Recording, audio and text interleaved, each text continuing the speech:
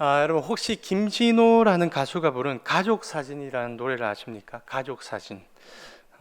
마음에 울림을 주는 아주 감동적인 노래인데 제 마음 같아서는 불러드리고 싶지만 가창력이 딸려가지고 가사만 제가 2절 가사인데요. 제가 한번 읊어드리도록 하겠습니다. 내 젊음 어느새 기울어 갈 때쯤 그제야 보이는 당신의 날들이 가족사진 속에 미소 띈 젊은 아가씨의 꽃피던 시절은 나에게 다시 돌아와서 나를 꽃 피우기 위해 걸음이 되어버렸던 그 흘린 그 시간들을 내가 깨끗이 모아서 당신의 웃음꽃 피우길. 이 노래를 직접 작사 작곡한 그 김진호라는 가수가 아버지를 떠나보내고 어머니와 단둘이서 가족 사진을 찍었다고 합니다. 그러고는 그 가족 사진을 아버지 영정 사진 옆에 놓아두고 물끄러미 바라보고 있는데 방금 소개해드린 그 노래의 가사들이 막 떠올랐던 거예요. 그래서 1절은 아버지를 생각하면서 작사를 하고 2절은 어머니를 생각하면서 작사를 했던 것입니다. 근데 저는 특별히 이 노래 들으면서 2절의 가사가 큰 울림으로 다가왔습니다. 제가 아버지보다 어머니를 더 사랑해서 그런 건 아니고요. 2절 가사 중에 아주 인상 깊은 소절이 있었기 때문에 그 가사를 제가 다시 한번 읽어드리겠습니다. 가족 사진 속에 미소 띈 젊은 아가씨의 꽃 피던 시절은 나에게 다시 돌아와서 나를 꽃 피우기 위해 걸음이 되어버렸던, 이 소절을 듣는데 저도 모르게 순간 감정이 북받쳐가지고 그때 막 눈물이 흐르더라고요. 저도 제 지갑 속에 여러분 가족 사진이 있습니다. 근데 그 가족 사진 속에는 가족 사진 속에 있는 어머니의 모습은요 30여 년 전에 그 결혼식 때의 모습과 너무나도 달라요. 그때는 정말로 미소 띈 젊고 아름다운 아가씨였는데 지금은 흰머리도 많으시고 주름도 많고 몸도 많이 왜소해지셨고, 그러니 저도 모르게 그 가족 어머니 또 아버지가 생각이 나더라고요. 저를 꽃 피우기 위해서 기꺼이 걸음이 되어주신 그 부모님을 생각하니까 참 감사하고 또 죄송스러운 마음이 짠해졌던 것입니다. 여러분, 오늘 우리가 섬김 사역국 헌신 예배로 예배를 드리고 있는데 여러분은 섬김을 무엇이라 생각하십니까? 저는 걸음이 되는 것이라고 생각합니다. 걸음이 무엇입니까? 굳이 자세히 설명을 해드리지 않더라도 걸음이 무엇인지는 농사를 지어본 경험들이 있으신 분들이 또 여러분들이 더 잘 아실 겁니다. 그래서 우리가 누군가를 섬긴다는 것, 그리고 우리가 누군가에게 섬김을 받는다는 것은 그 섬기는 자가 누군가를 위해 기꺼이 걸음이 되어 준다는 것입니다. 비록 걸음은 낮고 천하고 볼품없고 때론 냄새나고 지저분한 그런 것이지만 그 걸음이 없이는 절대로 생명력의 역사가 일어날 수 없는 것이죠. 왜냐? 걸음이 있어야 공급받고 또 자라나고 마침내는 열매를 맺을 수 있기 때문입니다. 하루는 예수님께서 제자들의 발을 씻어 주셨습니다. 여러분도 익히 들어 잘 아시겠지만 그 당시에 누군가의 발을 씻어 준다는 것은 집에서 가장 천하게 쓰임받는 종들이 하는 일이었습니다. 근데 하늘의 주가 되시고 온 땅의 주가 되시는 그 하나님의 아들께서 낮고 천한 이 땅에 오신 것도 모자라 한낱 미물에 불과한 죄인들의 발을 씻어 주셨다는 사실입니다.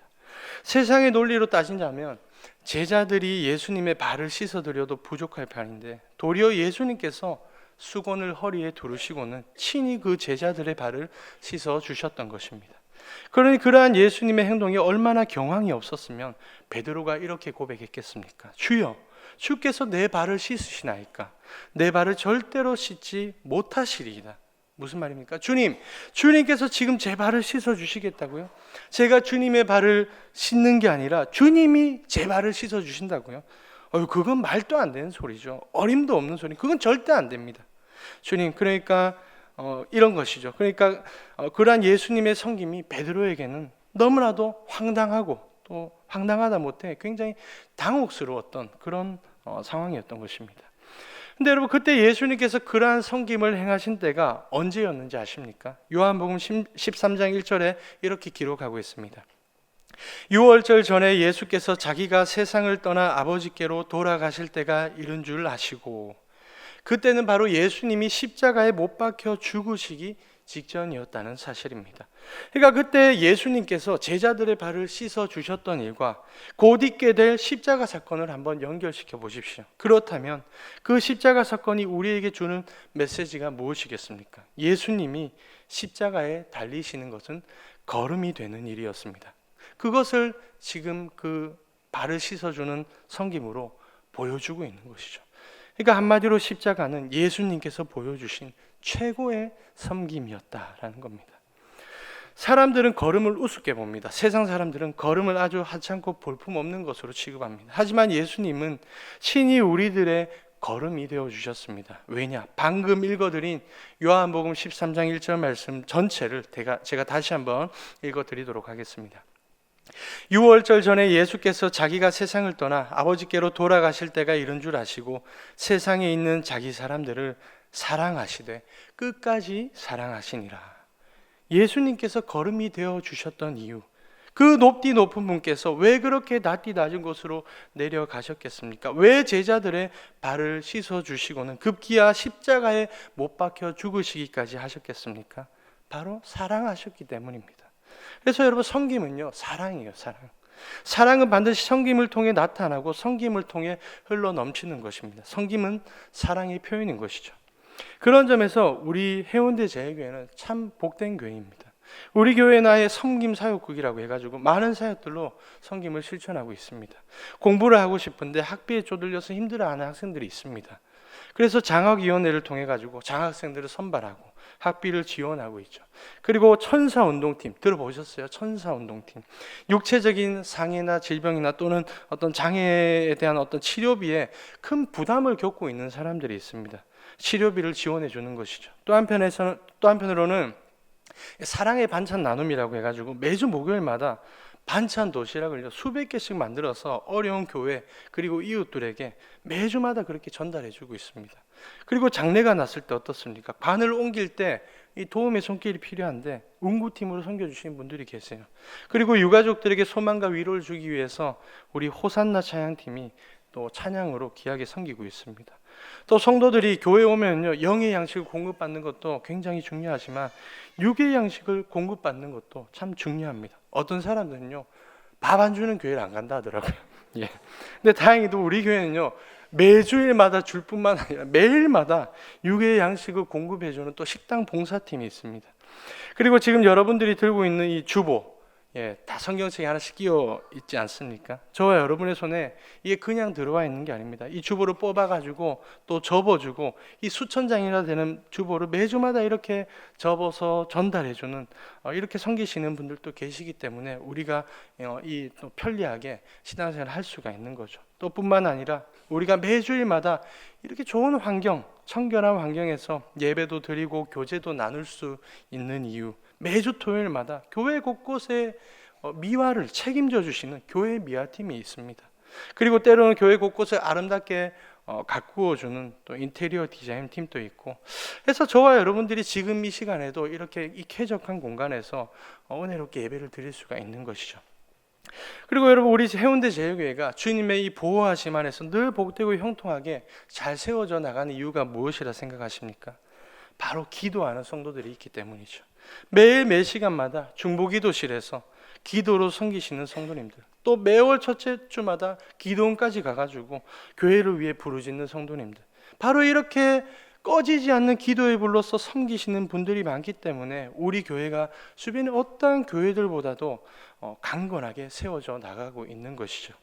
그런데 또 감사한 것은 무엇입니까? 우리 성도님들이 이 정도의 섬김으로 우리 만족할 수 없다, 거기서 그치지 않고 계속해서 섬김 사역들을 개발하고 또 고민하고 어떻게 섬길 것인가 논의를 한다는 거예요. 그리고 교회 내에서 어려운 지체들과 교회 밖에 불우한 이웃들을 구제하고 섬기는 일에도 끊임없이 힘을 쓰고 있다는 사실입니다.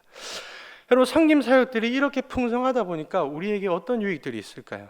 그야말로 은혜가 흘러 넘치는 것입니다. 사랑이 풍성해지는 것이죠. 그러면서 결국에는 섬김의 열매들이 풍성하게 맺어지는 것입니다. 그 열매가 무엇입니까? 기쁨의 열매도 감사의 열매도 있겠지만 무엇보다 가장 귀한 열매 뭐죠? 생명입니다. 생명.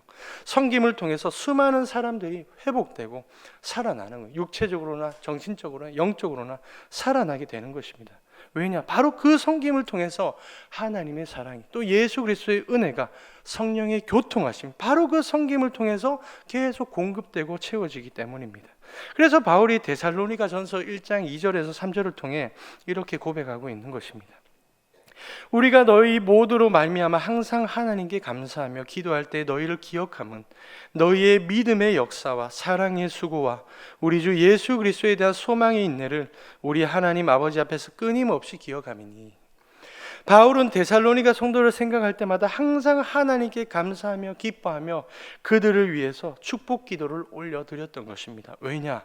그들은 믿음의 사역과 사랑의 수고로서 섬김이 풍성한 공동체를 세워나가고 있었기 때문입니다. 그런데 여러분, 이 시점에서 우리가 반드시 생각해 보아야 될 중요한 사실이 있습니다. 여러분, 우리 안에 섬김이 풍성해지려면은 반드시 섬길 사람이 있어야 됩니다. 그렇지 않습니까? 섬기는 사람이 없는데 어떻게 섬김이 이루어지겠으며, 더 나아가 섬기는 사람이 부족한데 어떻게 섬김이 풍성해지겠습니까? 따라서 섬김이 있기 위해서는 반드시 섬길 자들이 있어야 되는 것이죠. 그럼 오늘 말씀의 제목처럼 우리 안에 섬김이 있기 위해서는, 그 섬김이 풍성해지기 위해서는 누가 섬겨야 될까요? 누가 섬기는 자들일까요? 오늘 본문에는 여러 종류의 사람들이 등장하고 있습니다. 먼저 1절에서는 예수님의 12제자들이 등장하고 있고, 2절과 3절에는 막달라 마리아, 그리고 요한나, 수산나 등 여러 여성들이 등장하고 있습니다. 그리고 그들은 모두 다 어떤 사람들로 소개되고 있습니까? 예수님의 복음 사역을 위해서 헌신하고 봉사한 자들, 다시 말해서 그들은 모두 다 예수님과 그분의 사역을, 그리고 더 나아가 그분의 공동체를 섬긴 자들이었다는 사실입니다. 근데 중요한 사실은 뭘까요? 그들의 삶 가운데 한 가지 공통된 사실이 있었다는 사실이죠. 그들은 성별도 달랐습니다. 사회적 지위, 신분도 달랐습니다. 하는 일도 제각기 다 달랐습니다. 하지만 그들에게는 한 가지 공통된 사실이 있었는데, 그들은 모두 다 예수님께 사랑받은 자들이었다는 사실입니다. 그리고 그분께 아주 큰 은혜를 입은 자들이었다라는 것이죠. 먼저 예수님의 12제자들을 한번 생각해 보십시오. 그들은 예수님 덕분에 어떠한 삶을 살게 되었습니까? 한 예를 들자면은, 베드로는요, 고기를 잡으려고 바다에 나가서 밤새도록 그물을 던졌습니다. 하지만 그 밤새도록 그물을 던졌는데 단 한 마리의 물고기도 잡지 못했습니다. 그러자 그때 예수님이 찾아오셔서 어떠한 기적을 베풀어 주셨습니까? 깊은 데로 가서 그물을 내려 고기를 잡으라. 시몬이 대답하여 이르되, 선생님, 우리들이 밤이 새도록 수고하였으되 잡은 것이 없지만은 말씀에 의지하여 내가 그물을 내리리이다 하고, 그렇게 하니 고기를 잡은 것이 심히 많아 그물이 찢어지는지라. 예수님은 베드로의 빈배를 물고기로 충만하게 채워 주셨습니다. 그에게 물질의 복을 베풀어 주셨던 것이죠. 하지만 베드로는 그러한 물질의 복들만 받은 것이 아닙니다. 그는 예수님께 사랑받고 쓰임받는 귀한 제자로 부름을 받았다는 사실이죠. 하나님 나라에 들어갈 수 있는 구원의 은혜, 예수님의 제자로서 사랑받는 엄청난 복들을 누리게 되었다는 사실입니다. 하지만 그러한 은혜와 사랑은 베드로 한 사람에게만 주어진 것이 아닙니다. 오늘 말씀에 기록되어 있는 그 12제자들에게도 동일하게 주어졌다는 사실이죠.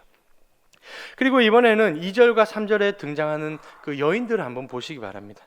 그 여인들은 예수님과 그분의 제자들을 자기들의 소유, 그러니까 물질로 섬겼는데, 그 여인들은 모두 다 어떤 사람들이었을까요?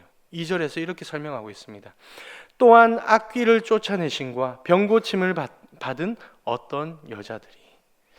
여기서 또한이라는 것은 그 여인들도 제자들처럼 예수님의 동일한 은혜와 사랑을 입었다는 것을 암시해 주고 있습니다. 근데 그 여인들이 예수님께 받은 은택은 구체적으로 어떤 것입니까? 귀신에게서 해방되는 자유, 병으로부터 고침을 받는 치유와 회복을 얻게 되었다는 사실입니다. 대표적으로 맨 처음에 소개되고 있는 그 막달라 마리아라는 여인을 한번 기억해 보십시다. 그녀는 하루하루 어떤 삶을 살아가고 있었을까요? 귀신이 한 마리도 아니고 무려 7마리나 그녀를 괴롭히고 있었습니다. 그래서 그녀는 엄청난 이 정신분열증에 시달렸을 것입니다. 왜냐? 그녀를 사로잡은 귀신이 한 마리가 아니고 7마리나 되었기 때문입니다.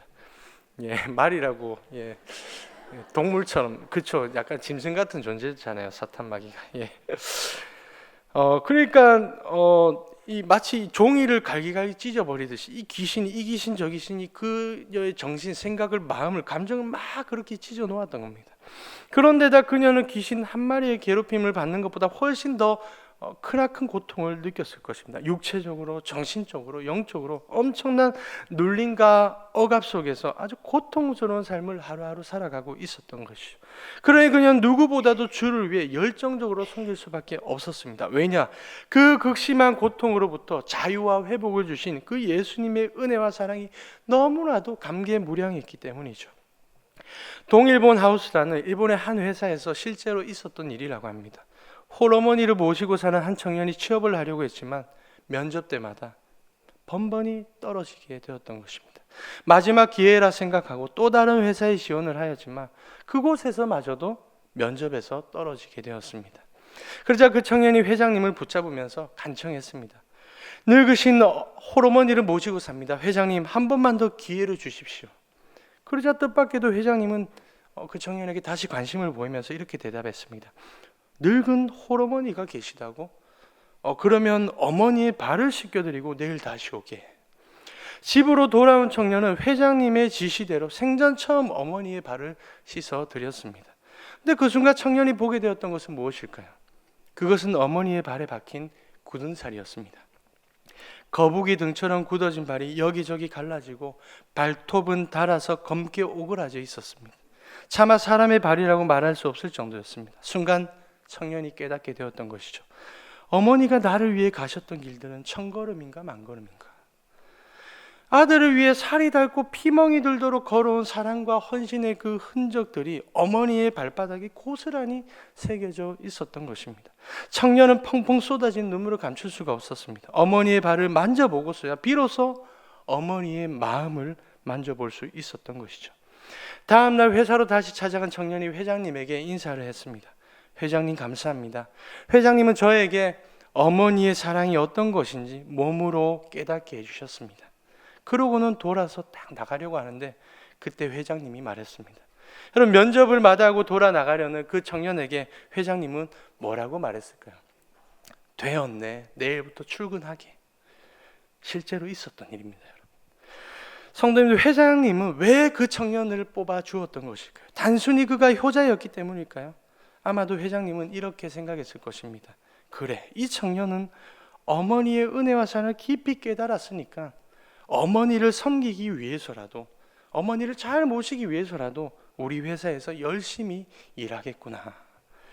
여러분, 예수님을 섬기는 일은요, 누구나 할 수 있지만 그렇다고 아무나 할 수 있는 것은 아닙니다. 왜 그렇습니까? 섬김은 예수님의 은혜를 알고 그분께 사랑을 입은 자들만이 할 수 있는 것이기 때문입니다. 방금 들려드린 그 청년을 한번 생각해 보십시오. 그는 어머니의 발을 보고 어머니의 사랑을 알게 되었습니다. 그 발을 보는 순간 한평생 자신을 위해 헌신해온 어머니의 은혜를 깨닫게 되었던 것이죠. 사랑하는 성도님들, 우리도 마찬가지입니다. 우리가 십자가를 바라볼 때 마음속 깊이 깨닫게 되는 것이 무엇입니까? 죄로 인해 영원히 죽을 수밖에 없는 우리들을 살려주시려고 자기 목숨을 십자가에 기꺼이 내어주신 그 예수님의 은혜와 사랑을 깊이 깨닫게 되는 것입니다. 주님께서 나를 위해 흘리신 피와 땀과 눈물은 1000리터인가 10,000리터인가. 우리에게 영생 복락을 주시려고 걸음이 되어주신 은혜와 사랑의 흔적들이 십자가에 고스란히 새겨져 있다라는 사실입니다. 사랑하는 성도님들, 십자가를 한번 깊이 바라보십시오. 깊이 묵상해 보십시오. 그리스도께서 저와 여러분에게 베풀어 주신 그 크고 놀라운 그 사랑이, 또 한량없이 차고 넘치는 그 풍성한 은혜가 우리의 심령 가운데 강물처럼 흘러넘치고 있다라는 게 느껴지게 될 것입니다. 깨달아지게 될 것입니다. 여러분, 그렇게 깨닫고 그 사랑과 은혜를 느끼게 되었다면 저와 여러분들은 당연히 섬길 자격이 있는 자들입니다. 왜냐? 섬김은 그리스도의 은혜를 알고 그 사랑을 받은 자만이 할 수 있는 능력이기 때문입니다. 그러니 여러분, 섬기십시오. 어떠한 수단과 방법으로도, 물론 선한 범주 내에서 악한 방법이 아니라 어떠한 수단과 방법으로도 우리가 있는 힘을 다해서 주님을 섬기시길 바랍니다. 물론 그러한 삶을 살아가다 보면 때로 힘들고 지칠 때도 있습니다. 하지만 그럴 때마다 우리가 바라보아야 될 것이 무엇입니까? 십자가를 바라보면서 주님의 은혜와 사랑을 우리가 그렇게 또 회복하게 되는 것입니다. 그리하면 우리 안에 섬길 수 있는 힘과 지혜와 능력이 또다시 생겨나게 될 것이고, 마침내는 우리를 통해 수많은 영혼들이 살아나게 되는 풍성한 섬김의 열매들, 그 생명의 열매들을 저와 여러분 모두가 맛보게 될 것입니다.